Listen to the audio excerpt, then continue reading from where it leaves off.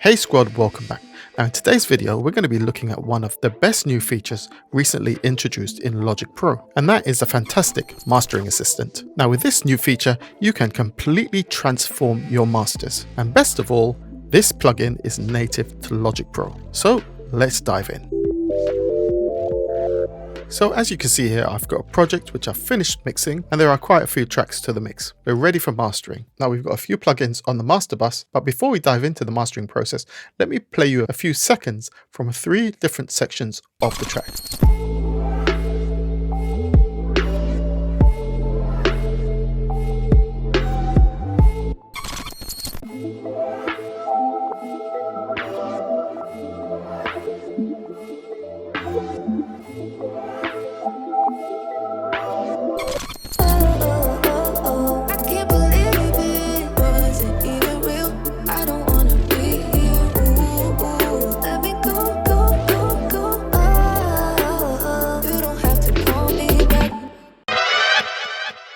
So the reason for playing you those 3 sections is to demonstrate that this particular song has different levels of intensity or dynamics. There's a low energy section over here, medium energy here, and then of course the chorus is the most intense section. Now these factors play into how the mastering assistant analyzes your track, so you need to keep that in mind. The other thing you need to keep in mind is making sure that you leave enough headroom on your master bus for any mastering plugins to be able to give you the best results. Make sure you check out my videos on preparing your tracks for mastering. It doesn't matter what tool you're using for mastering, your mix must be well prepared for the mastering process before you actually apply your mastering and limiting tools. Okay, so before we get started, let's see how much headroom we've actually got available to us. This section right here is the most intense in the whole song.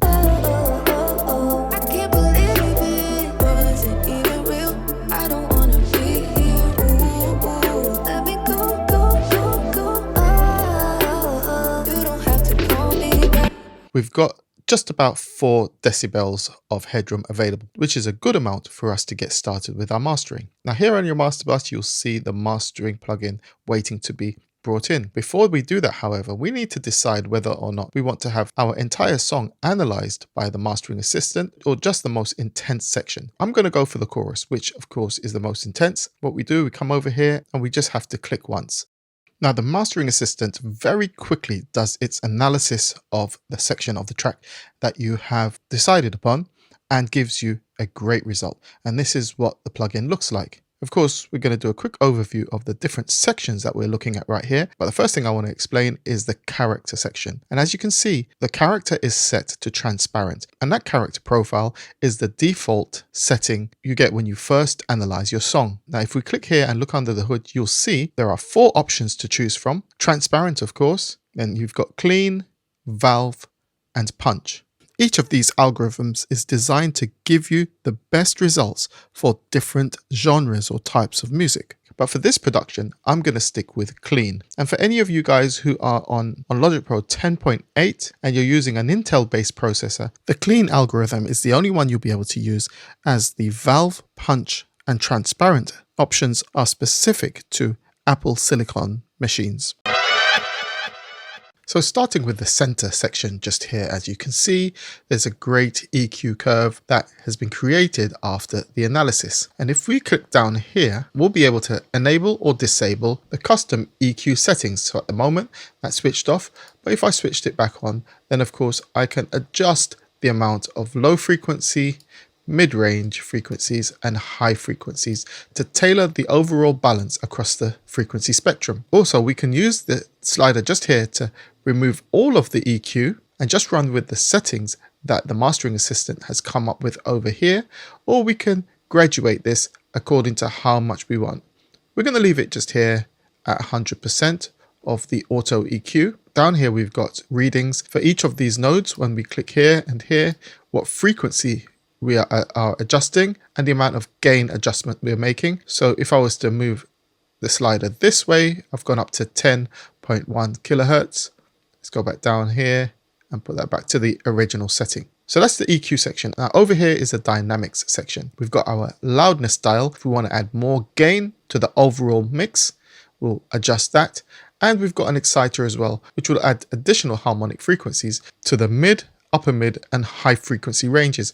That will give you more brightness. Up here, we've got our true peak setting, and over here, we've got the LUFS settings that you need to keep in mind when you are mastering for streaming platforms such as Spotify, Apple Music, etc. Now below here, we've got our stereo spread dial and the correlation. Now, if you haven't done any mastering in the past, the key is to ensure that when you're playing back your track, the correlation meter is registering more on the plus side, which is on this side, rather than on the minus side over here.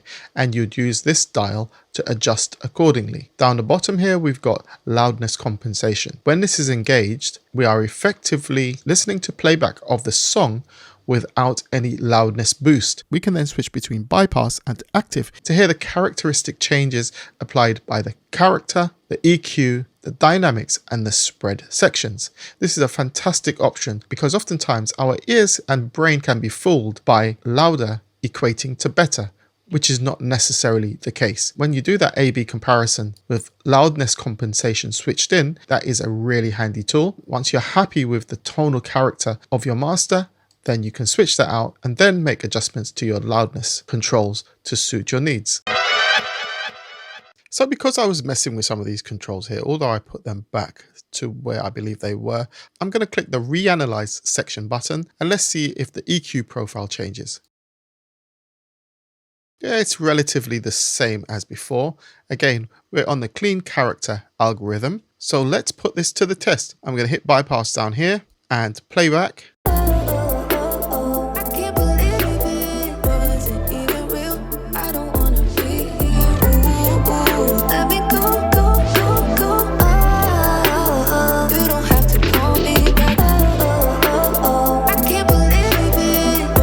Okay, sounding good. Definitely louder than before. Now let's look over here. The true peak meter over here is showing -1 dB, and that is pretty much default in terms of the target output level the mastering assistant will be aiming for. Now the other control we've got down here is the excite button. Let's A/B the results of this.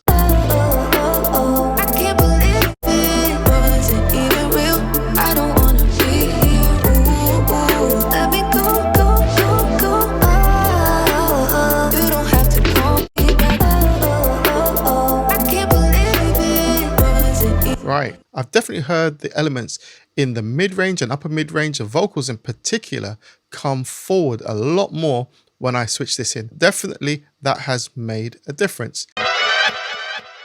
Now the mastering assistant has adjusted the stereo width of the mix to this setting right here. The default position for this dial is center just here, but the mastering assistant has gone for this position. So let's make some adjustments as well. Now if we push it this way, that means we're spreading the mix wider.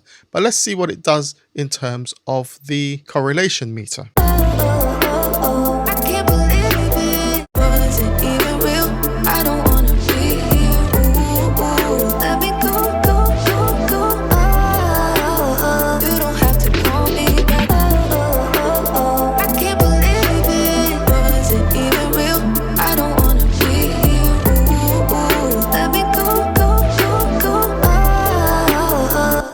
Okay, when the dial was in its central position, the meter was reading more closely to the center. And as I pull this dial more towards the minus settings, we got a better reading here on the meter. The next thing I want to do is test out the loudness compensation.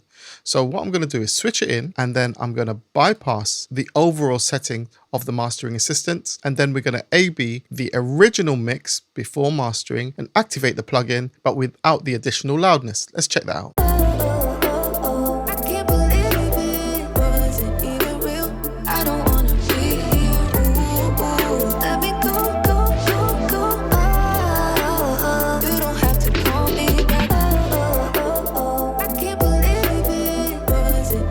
Oh yeah, definitely heard that. When we turned this off and we went back to the original mix, you could clearly hear how much brightness was lost, as well as the narrowing of the stereo width. It definitely does make a difference. So finally, I just want to touch on the LUFS metering, and we've got the LU range here.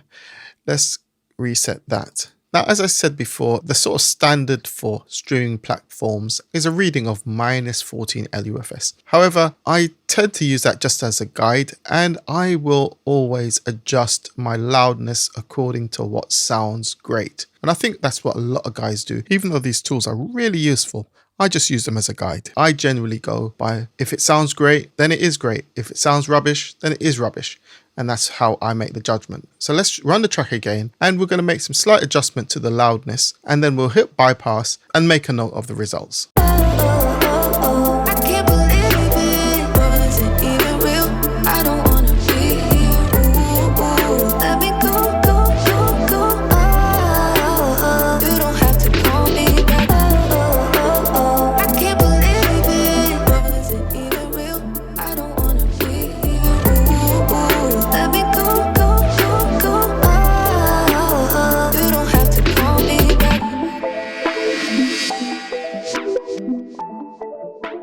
So as I've demonstrated, the Logic Mastering Assistant is a very powerful and very useful tool. So hopefully I brought you value in this video, and if so, do remember to give me a like, subscribe to the channel, and leave me a comment. It's always great hearing from you. You can also support me on Patreon at patreon.com/MTTC, and check out some of the other videos I've done on mixing and mastering techniques. And that's it for now. Until next time, I'm Deuce. I'm out. Peace.